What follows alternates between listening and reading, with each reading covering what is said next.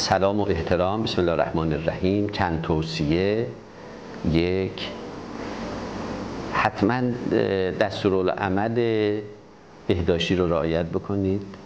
در جاهای مسقف و ازدحام جمعیتی خواهشاً ماسکاتون رو بزنید و خود مراقبتی بکنید. توصیه دوم این که دوز یادآور واکسیناسیون رو جدی بگیرید.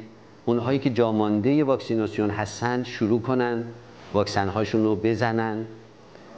و توصیه سوم این که همه مراکز خدمات جامع سلامت در شهرستان بابل، چه شهری چه روستایی، و خانه‌های بهداشت آمادگی دارن که کار واکسیناسیون رو برای شما مردم نازنین انجام بدن و مراجعه بفرمایید. من تاکید میکنم سعی کنید صبحها برنامه‌ریزی بفرمایید، تشریف ببرید. اگر افرادی به دلایل خاصی نمیتونن صبحها تشریف ببرن، ما برای روزهای تعطیل و عصرها هم برنامه‌ریزی کردیم که شما اینو میتونید از سامانه معاونت بهداشتی دانشگاه علوم پزشکی بابل اطلاعات دقیق رو در بیارید. اجمالاً من عرض میکنم مراکز شهید زاکریان، مرکز شهید کشوری، مرکز رضیا کلاب و معاونت بهداشتی ما در خدمت شما هستیم که بتونیم این پوشش واکسیناسیون رو بالا ببریم که واقعاً در